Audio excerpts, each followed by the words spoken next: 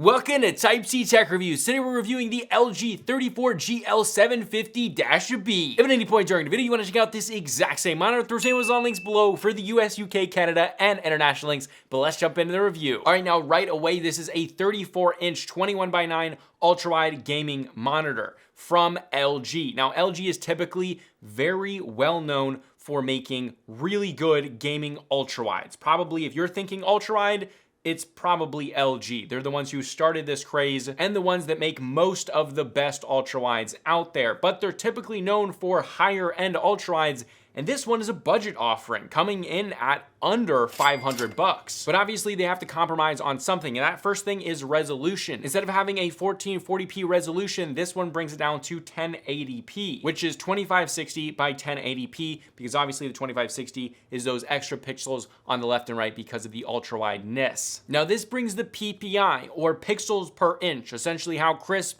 and clear image, text, or games are going to be. This brings it down to 82 pixels per inch. Now comparing this to a 1440p 3440 by 1440p ultra-wide 34-inch monitor, it's a lot going on, but basically comparing this 1080p one to a 1440p one, the 1440p one is gonna have a PPI of about 109. This one has 82, so it's a substantial difference if you're used to a 1440p ultra-wide panel. This will be noticeably more pixelated. Small text is going to be pixelated. Stuff on your screen, if you're used to higher resolution panels, this is going to be noticeable for sure. However, this can gain you substantial savings, and not just on price, but also performance, because to run an ultra-wide is already more taxing on a rig because, again, there's those extra pixels on the left and right side. So if you don't have the most powerful rig, you don't need to upgrade your graphics card necessarily, because again, you're pushing a lower resolution. So you can get higher frames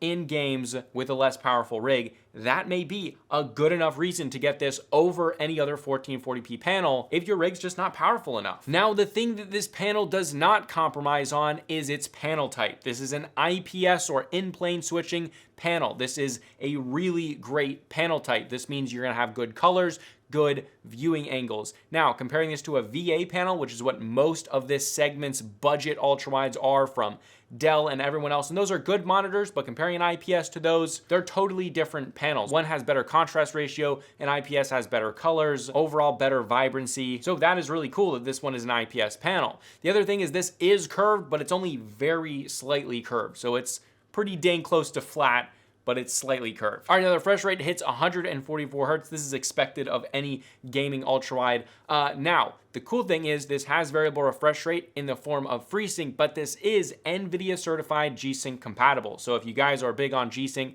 you have an NVIDIA graphics card, this is awesome. Okay, but the thing that I really want to talk about is the brightness. It's kind of a mixed bag. Now, it advertises about 300 nits, and it hits it about perfectly. After testing, this is hitting about 290 nits in typical SDR content. Now, this brightness is good, but it's not great.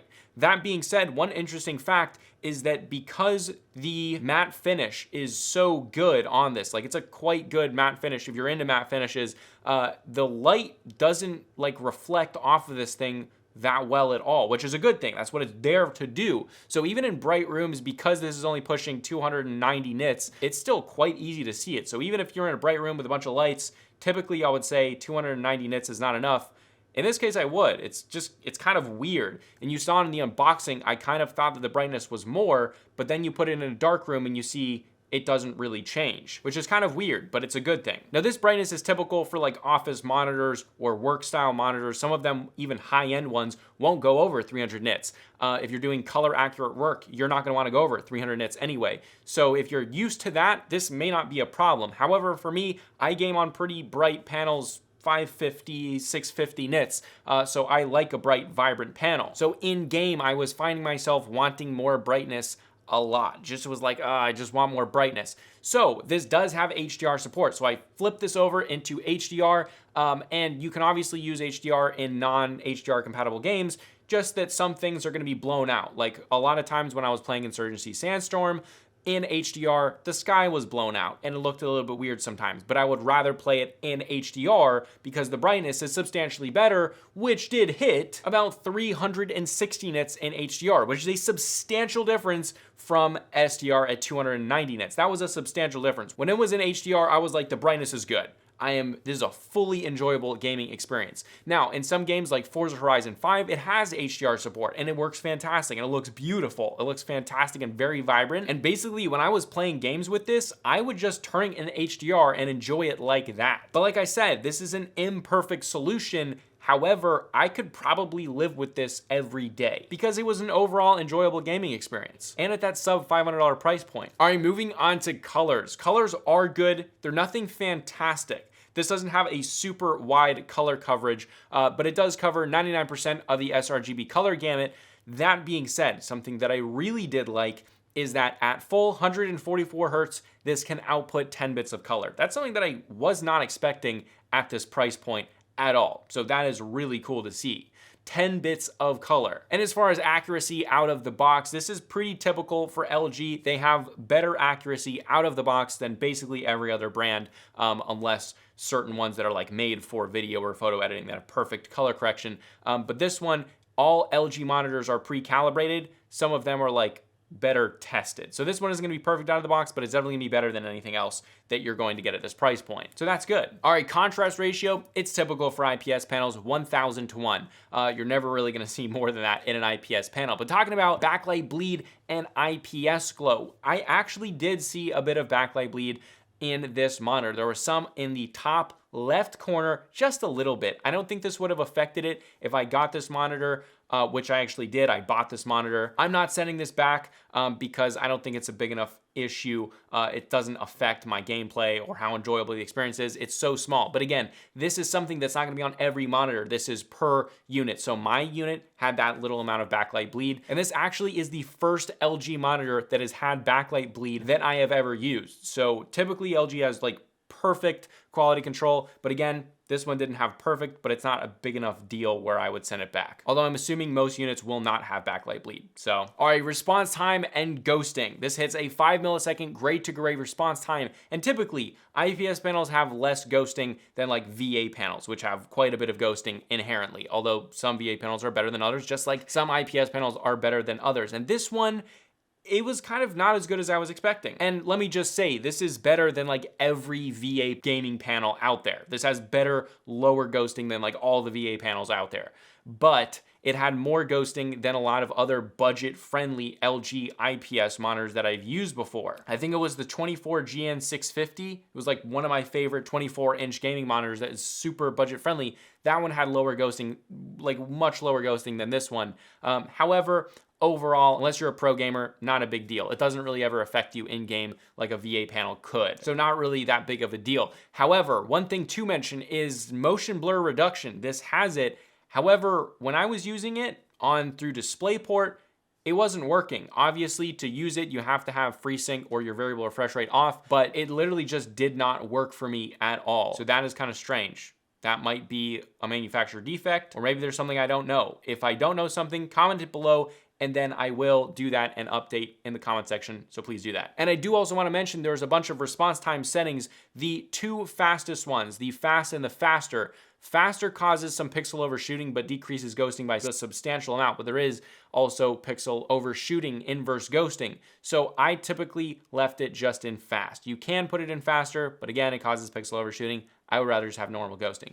So I left it in fast most of the time. They're kind of both equally the same because fast has more ghosting, faster has less ghosting, but inverse ghosting. So it's kind of just the same thing, but opposite. But overall, a very enjoyable gaming experience when gaming in HDR. All right, moving on to the menu system. This is typical LG. You've heard me say it 1,000 times. It uses a joystick for your controls. In the bottom middle chin is that toggle joystick right there. No learning curve at all. The menu system itself has also no learning curve. It's very easy to navigate, very pretty, very easy to change settings, and it's quick to do that, quick to respond. It's the best menu system in the game right now. As far as Vesa compatibility, this is compatible with 100mm by 100mm Vesa mounts, and it comes included with the screws in the back of the monitor, so it makes it that much easier to Vesa mount this thing, which is something that LG always does, and I love it. All right, now ports are limited, but this is budget friendly, so we expect that. This has one display port 1.4, two HDMI 2.0s, and then a 3.5mm audio out, and that's all you get. However, for me, I don't really care. I think that's good enough. I'm really only ever gonna use DisplayPort with this. If this was my main setup, I might have like a Mac on one of the HDMIs and then a DisplayPort with my main gaming PC. So that's probably the setup I would use, and one HDMI and one DisplayPort's enough. This one has two, so it's good enough for me. All right, but moving on to stand and build quality. This is actually something that usually I just kind of go through because a lot of the LG monitors are the same. This one is not. This one is awesome. This is totally different from any of the other LG monitors that I've reviewed. And a lot of LG uses the same stands over and over again on like all their monitors, like most companies, and Dell and everyone else does that a lot. This stand is like totally different.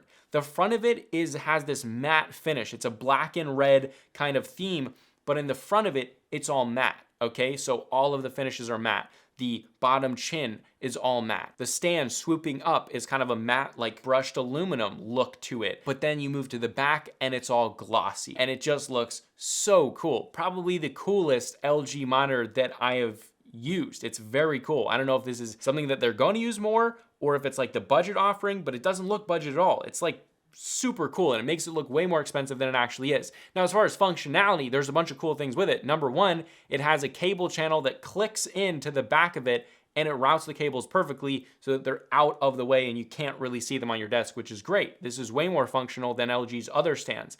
As well as that, it has height adjustability, and it gets quite low to the desk, which I love. And then it has tilt. You don't have any rotation besides a little bit of fine-tuning adjusting, and you don't have any swivel, but I don't care. This thing looks awesome. Overall, for around $450, I think this is a good choice if you want an IPS ultrawide gaming monitor, you like to game in HDR, and you want G-Sync. I think this is a good option. But again, if you want to check it out, there's Amazon links below for the US, UK, Canada, and international links. But overall, my biggest complaint with this is the brightness. And again, I solved this by going into HDR and it works. However, there is one fix that's not simple and it is easy, but it's a little bit scary, and that is taking off that matte finish, increasing the contrast and the brightness and the overall beauty of the monitor. You could do that to this monitor, and I've been toying around with maybe doing a tutorial on how to remove a matte finish. If you want that, subscribe below and comment below, and I will do that in an upcoming video. But this was Type C Tech Reviews, and I'll see you guys in the next video. Also, you can check out the unboxing right here or here. Check it out. See you later.